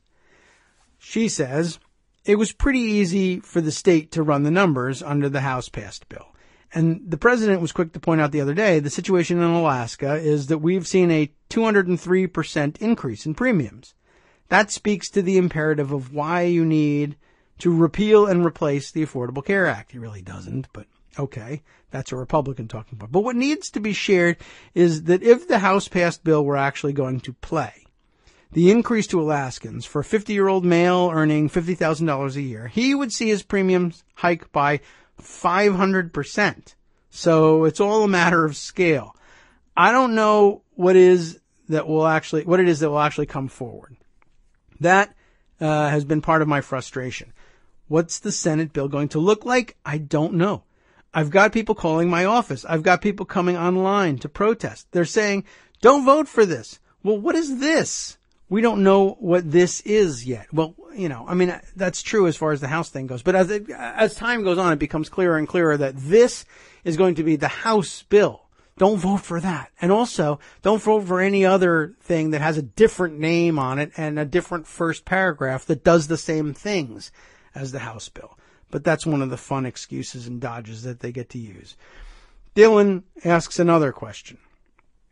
I know some senators have tried to say you're starting from scratch and building your own plan, but it seems like in a lot of important ways the Senate is really just tinkering with and trying to rework the House plan. Yeah.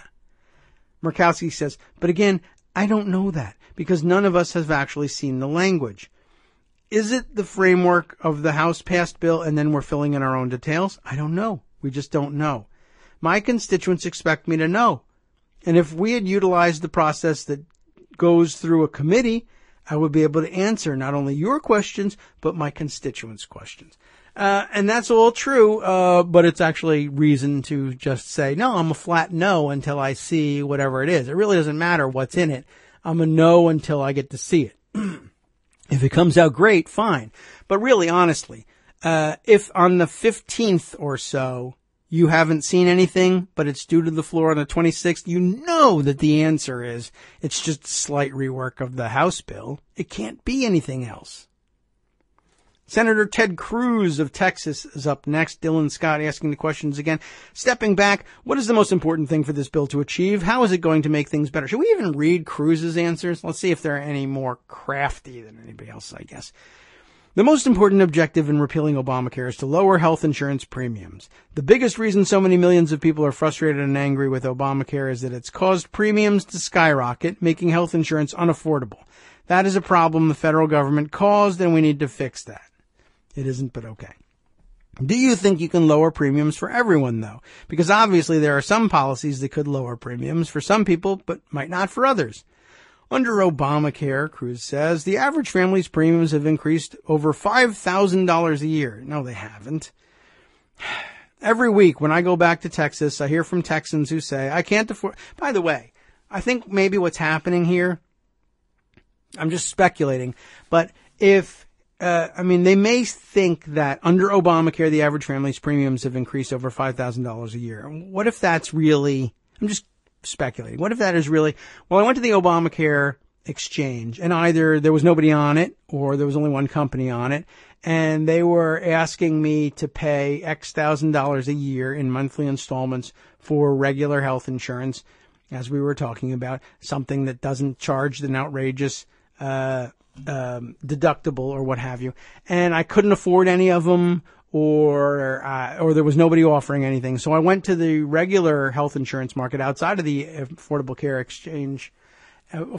Act exchange, and I found catastrophic coverage that I could afford the premiums on, but it costs me $5,000 out of pocket in addition to the premiums to get any coverage at all. And so, I don't know, that's sort of an increase of $5,000. And so you report to the office that's asking, we're trying to get an idea of, on average, how much premiums went up. How much did your premiums go up? And instead you give the answer of, my deductible went up $5,000. And then, the people taking the information either don't know or don't care that it's the wrong kind of information. So it's possible that people's premiums went up on an average of $5,000 a year, but I don't know that they're gathering this information correctly or what they're conflating. But that's sort of speculative. Anyway, Ted Cruz goes on to say, so people's premiums have averaged increases of over $5,000 a year. Every week when I go back to Texas, I hear from Texans who say, I love their phrasing. Arkansans tell me, Texans tell me, yeah, we know where you're from. I can't afford health insurance for my family. That's an enormous problem, and it is the direct legacy of the failed policy of Obamacare, except that Obamacare, such as it is as a policy, was all about finding ways to help you afford it. They would give you direct subsidies, and you're repealing the subsidies. So even if you bring premiums down, which you won't, you're still going to have people out there with lower premiums, unaffordable lower premiums, and no help to buy them, which will mean nothing. So, okay, Dylan Scott follows up. So the idea is that it needs to average out to a premium decrease, even if some people might see higher premiums. Cruz says we should work toward giving consumers more choices, more options, more competition, and as a result, lower prices that are more affordable, which of course means nothing. Shelley Moore Capito of West Virginia, I guess, up next. Dylan Scott asking the questions again. Let's try and run through these and get to something different or a different angle on this stuff. Although this is astonishing, really. Dylan Scott asking, what do you want this bill to achieve, and how do you think it's going to improve health care in America? She says, first of all, we've got to stabilize the market of the places that have no coverage for the individual market, whose premiums are skyrocketing, whose deductibles are through the roof. This is a real phenomenon. Somehow we've lost sight of the fact that people are hurting here, and if we don't act relatively quickly, the whole system could collapse. Which is so much garbage and all, but it is at the heart of it is somehow we've lost sight of the problem. It's true that it's a real phenomenon. We have to help people. The idea that we've lost sight of it, we haven't. The idea that we're going to do anything to help them, if you think this bill will help them, you've lost sight. But okay. Dylan Scott then says, how do you evaluate, what metrics are you going to use to evaluate whether it achieves that or not? She answers, it's simple. Good. That it's the affordability, protect people with pre-existing conditions, protect people with Medicaid, try to figure out the differences between the Medicaid expansion states and the ones that didn't expand Medicaid. I think we can explain that. These are the same principles we've been talking about because they're better principles than what the Affordable Care Act is giving us. No, the Affordable Care Act did give you those. I mean, what else, what do you think protected people with pre-existing conditions, protected people with Medicaid, and expanded Medicaid? And would have expanded Medicaid for even more people in more states, except you sued to stop it. The Affordable Care Act did that. That is a nonsense answer. It's just not, and Dylan, I mean, here's my complaint here with Dylan Scott. Are you confident that the Republican bill could do that in a way that Obamacare has not? The better question he's trying to be gentle in order to get them to keep talking.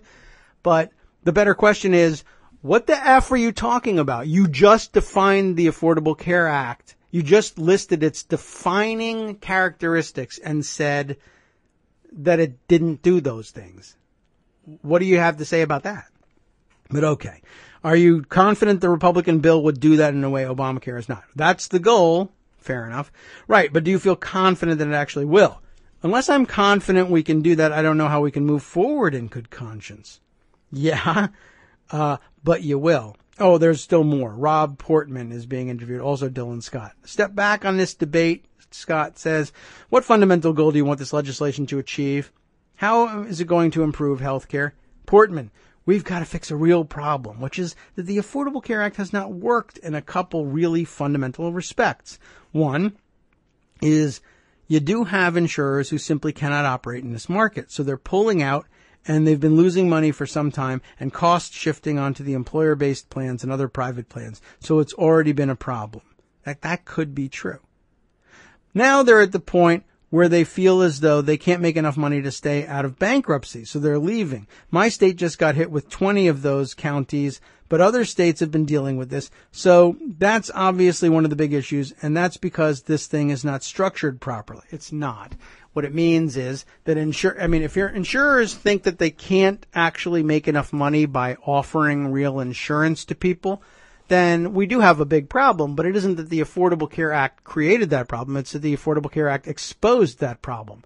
The Affordable Care Act said if you want to sell insurance on our nice, easy exchanges that people can buy with over the internet, you have to offer value in the way that people commonly understand health insurance. If you don't feel you can do that, then you should get out of the insurance business. Or you should just admit that, insurance is just not a real viable business model and we should all move to single payer. But why would you do that? Well, maybe that's the best thing we could do. Drive everybody into bankruptcy. We should have made the Affordable Care Act exchanges the only legal marketplace. Period. And then if you can't hack it, then get out of the insurance business and let the government take over it. All right. But that wasn't going to happen. Anyway, I guess he goes on. Portman says, the second and more fundamental one for everybody I represent, it's the cost of health care.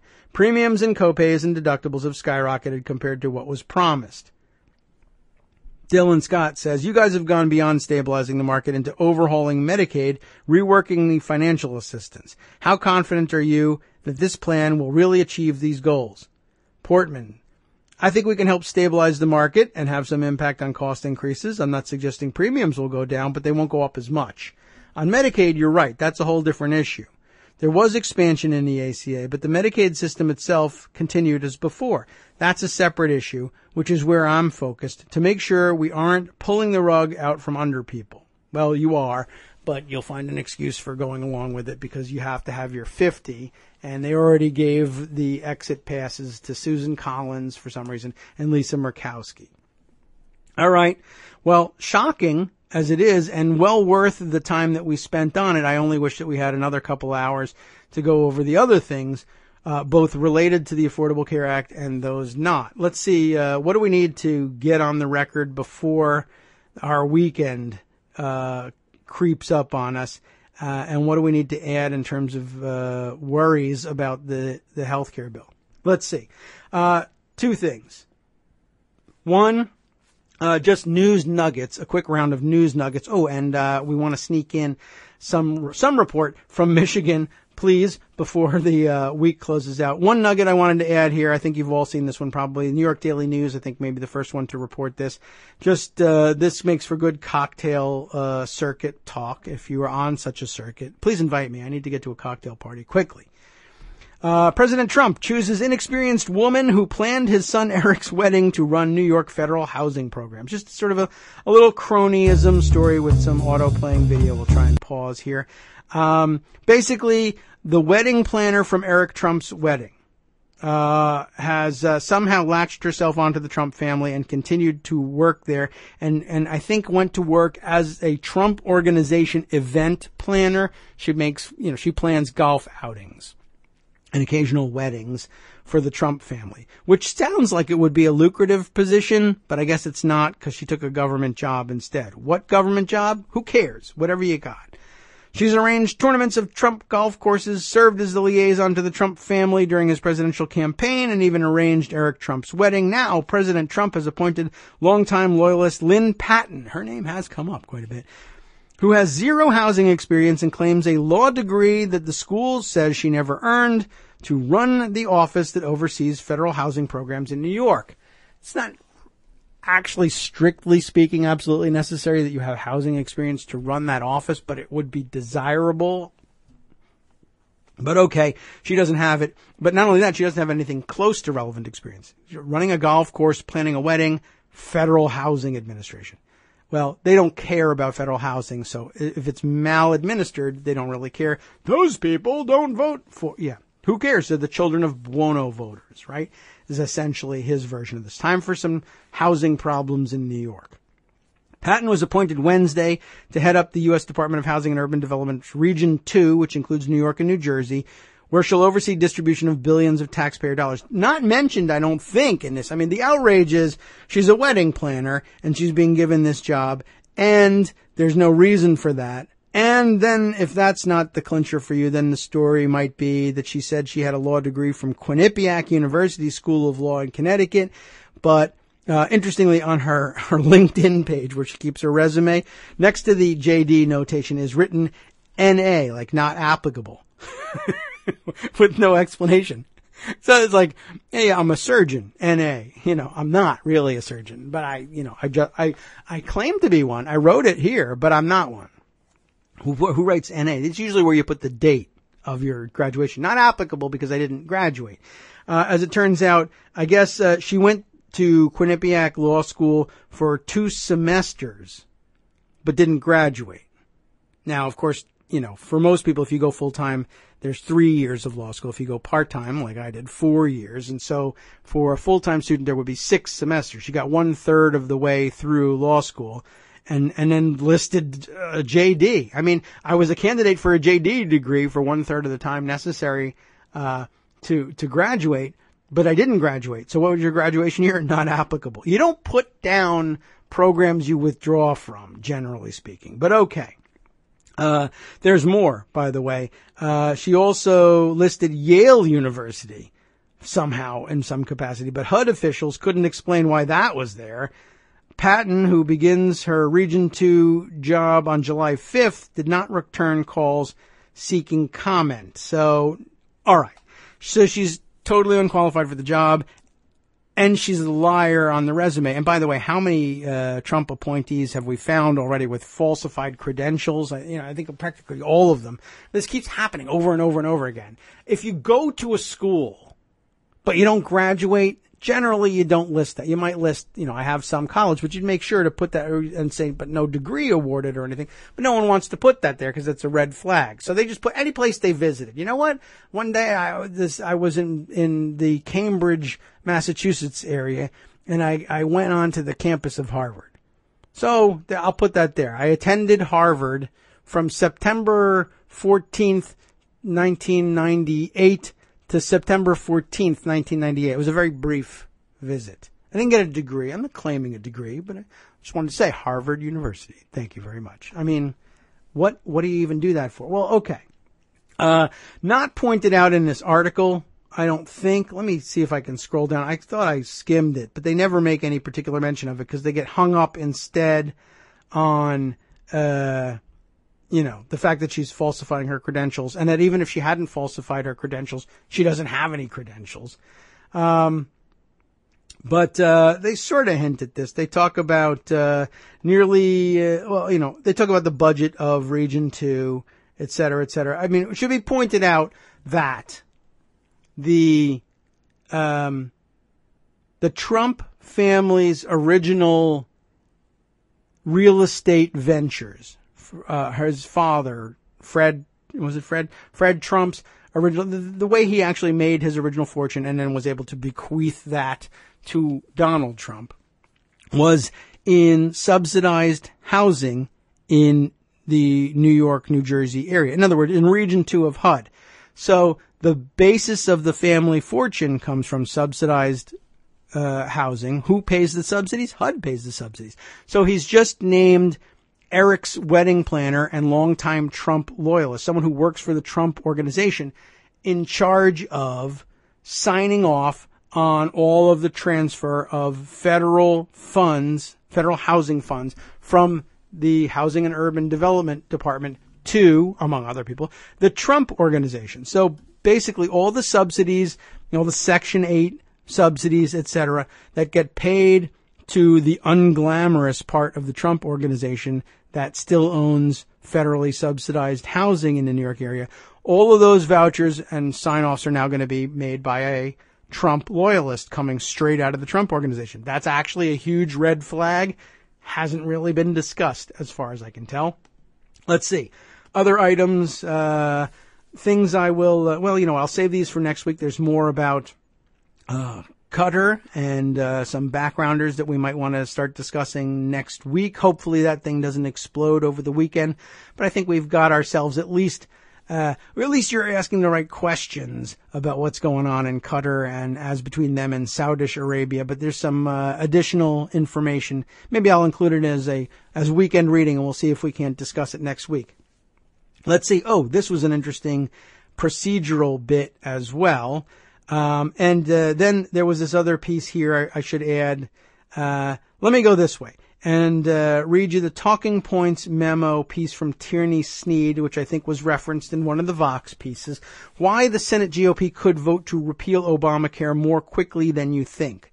That sounds like something you need to know before the weekend. Senate Republicans do not appear to have backed down from their goal to vote on a yet-to-be unveiled bill to repeal Obamacare by the July 4th recess, despite having just 2 full working weeks left before the deadline and no legislation to show the rank and file yet. Conventional wisdom holds that the Congressional Budget Office will need about 2 weeks to score the final piece of legislation. And GOP senators, unlike their colleagues in the House, say they will need to see that score before they vote. And part of that is procedural, right? Because reconciliation. However, many Republican senators say their hope is that a score on the final legislation won't take as long as expected because they've had the CBO provide feedback on the various individual proposals under consideration as they're shopped around the GOP conference. That would be the hope, Senator John Thune of South Dakota, the number 3 in GOP leadership, said on Thursday, while stressing that the final product will get a comprehensive score. There are interactions and feedback effects between different features of the bill and how you dial them, Thune said. So we're going to try our best to make sure that when we have an eventual bill, that it meets the requirements that we have to meet in terms of reconciliation. That actually makes sense, right? A number of Senate Republicans have said they won't vote on repeal legislation without a CBO score. They can't, honestly. But procedurally, they will need a score to determine whether their legislation saves the government at least as much money as the House GOP repeal bill, which is a requirement of the reconciliation process Republicans are using to avoid a Democratic filibuster. It's kind of sort of right. We'll need less time, but we still have to get the CBO score before we vote. Senator Lamar Alexander of Tennessee, a key Republican in the repeal efforts, said. Asked if it would still take the CBO 2 full weeks to score the legislation the Senate GOP settles on, Alexander said, I'm not going to predict. What the CBO has is all dialable issues. So you can say, if you set this number, it does this, and if you set that number, it does that, said Senator John Barrasso of Wyoming. Not exactly explaining everything, but it's relatively true.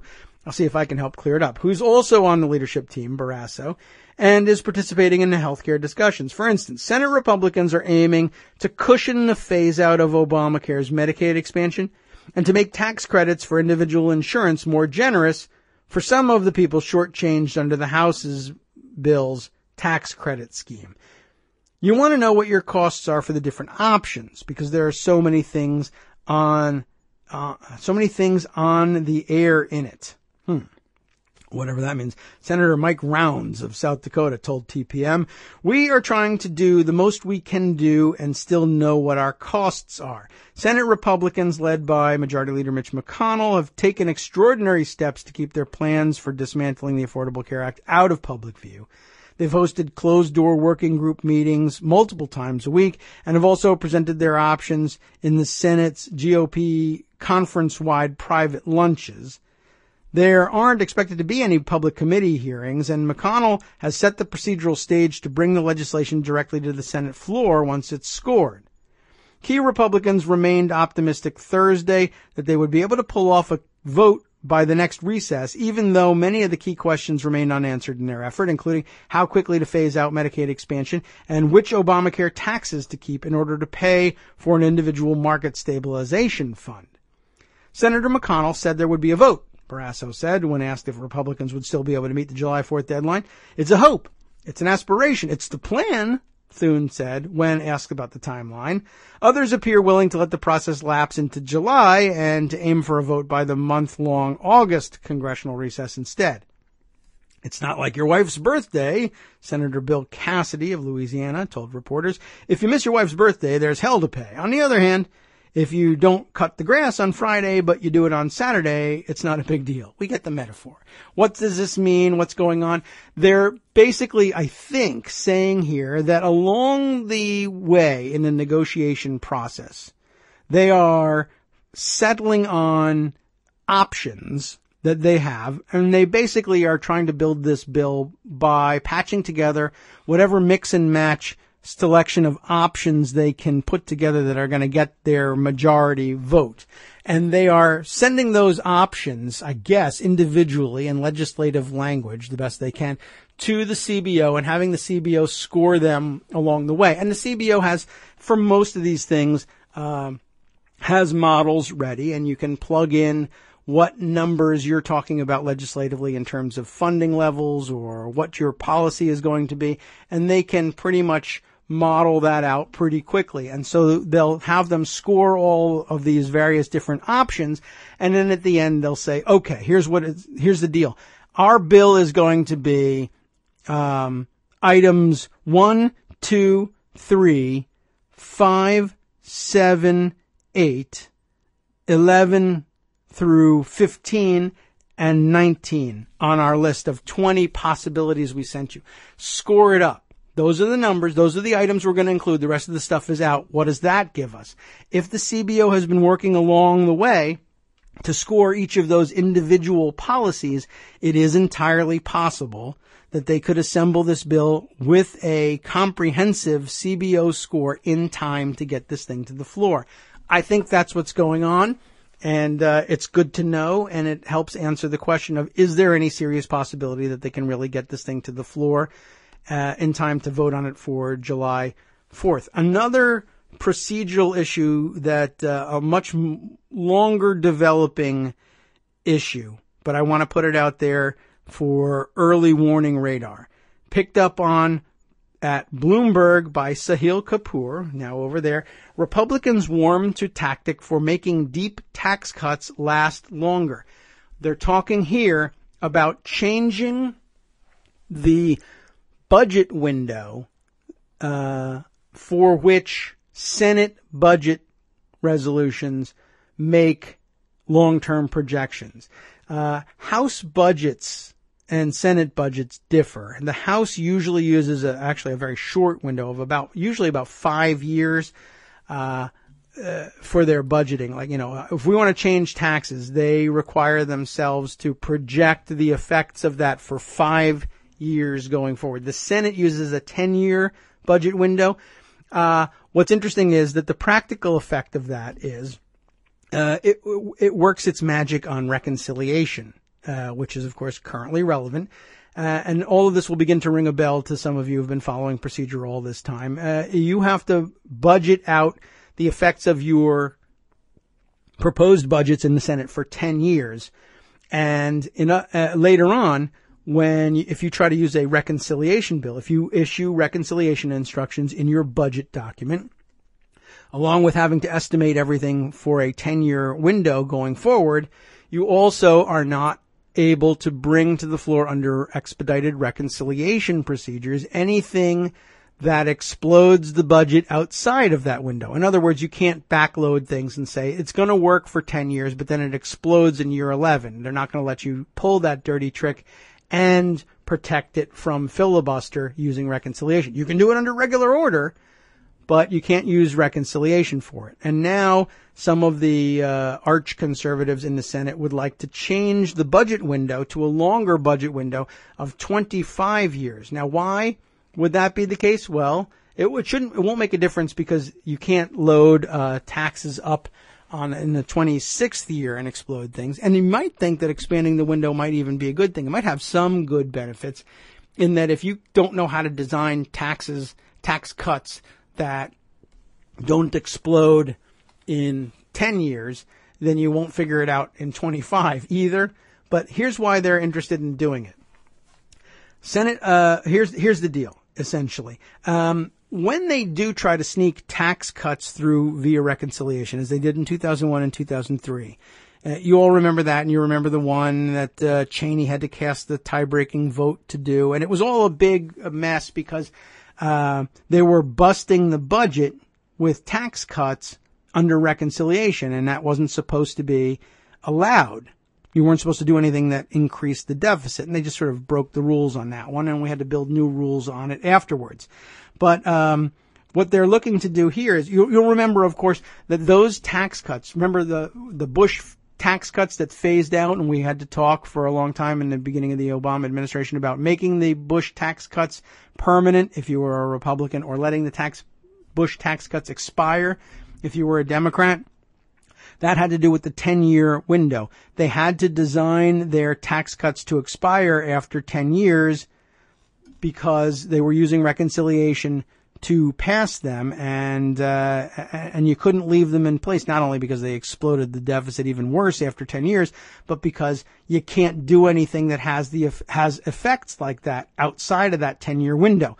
They want to change the rules so that the Senate begins estimating things on a 25-year window. I mean, if you don't care about reality and you're just going to lie and you say the CBO is a partisan organization and it's fake news, and you're willing to just lie about the effects of your healthcare bill, just lie later about your tax cut bills and you'll be fine. And the great benefit of it is, even if your tax bills explode the deficit in year 24, it won't make a difference if you just lie and say it doesn't come until year 26. But the point is that under current rules, even if you manage to wrangle your way to using reconciliation for a tax cut now, they say, fine, but the tax cuts have to sunset after the budget window because we can't let you use reconciliation to pass something beyond that lasts beyond the budget window.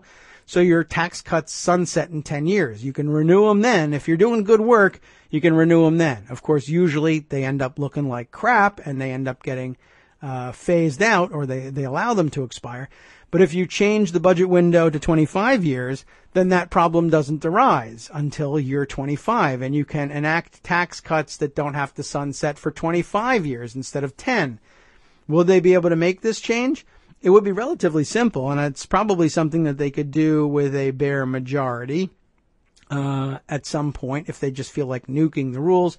But at the moment, I think changing I don't know if it's a Senate rule. I mean, according to the current Senate rules, you would need 2/3 to get cloture on a filibuster of a proposal to change Senate rules, unless, of course, you nuclear option those rules. But it's an interesting thing. I just wanted it to be on your early warning radar, and it would make for great weekend conversation because you can see the next Republican budgeting tricks coming. So good eye there, Sahil Kapoor, for picking up on that one. Time now really to start wrapping things up and hand things over to the guys on the after show to address all the day's news that we may have missed, and I'm sure there's lots of it. And let's see. Other good weekend reading. I think I'm going to be doing it myself. I'll share this one with you just so you're up to speed on these things. Probably clarify some of the items we discussed yesterday. Over at the Washington Post, the 3 prongs of the Russia investigation explained. Callum Borchers, I believe, the writer on that one. I'll have to open up the original View to make sure that's the case. Yes, 3 prongs of the Russia investigation explained. That is likely reminder of the fact that they are looking into whether or not Russia meddled in our election, whether or not President Trump or others obstructed justice in trying to push us off of that investigation. And then, of course, the financial crimes that may have or I guess we'll say they still do, may underlie, which tense should we use, the reasoning behind why so many people in the Trump administration, including President Trump himself, would listen to the Russians and do the things that they want us to do. Why would they do stuff like that? That's a good question. Lastly, I'll leave you with one last thought before I tell you what's coming up next on the after show. I add this. I saw a good comment today from Dana Hool, who tweeted this question, or this response, of course, to Trump's early morning rant about how it's so sad that they've been looking at me for 7 months and they have found no evidence of my collusion with Russia, and yet they keep going. And he was cracking wise and saying, they can't wind up these investigations until you finish the IRS audit that's holding us up from seeing your taxes. And that was a bit more than a kernel of truth to that. It's funny because it's true, as they often say, right? But here's something that made me think, or something that fell out of that thought. Given the fact that Trump was so forward and so aggressive in contacting Comey, both in person and by phone, to pressure him to get the Russia probe dropped, or at least drop it with respect to Flynn, and he thought there was nothing wrong in doing so. My question is, has he spent any time, has he even made one phone call over to the IRS to say, hey, can we get this audit finished up so that I can release my taxes? Because people are really dying to see him. He obviously doesn't believe people are dying to see him. But I originally thought that even if there really was, that one of the perfect things about the IRS audit story was he wouldn't pressure the IRS to end the audit. We could not expect to see him doing that because that would obviously be interference that would be impermissible, almost an obstruction of justice, if you will. So he would never ask for that. But of course, he's not interested in having them end any audit because he doesn't want to release his taxes. And there's no audit. But interesting that in all this time, all this pressure, all this risk he's been taking trying to intervene with the FBI, he's never once bothered, I think, to intervene with the IRS. But now investigative reporters ought to be asking, A, whether that's true, and B, whether he has interfered with any other agencies. Call every single agency and ask, has the president ever asked you to change course on anything, ever? Just curious. Would like to know. Well, I ate up all my time to preview what's coming up on the after show, but I'll give you a little blurb from after Daily this. Co's Radio on networksradio.com. You have been listening to the Kagro in the Morning Show with David Waldman. Everybody's in the news today. I see Betsy DeVos is going to make the news today on the after show. We've got more about the Trump administration quietly rolling back civil rights efforts across the federal government. All of that, plus more on the last half, the Friday News Dump and Recycling Center. All the things you need to be smart for the weekend. Stay tuned.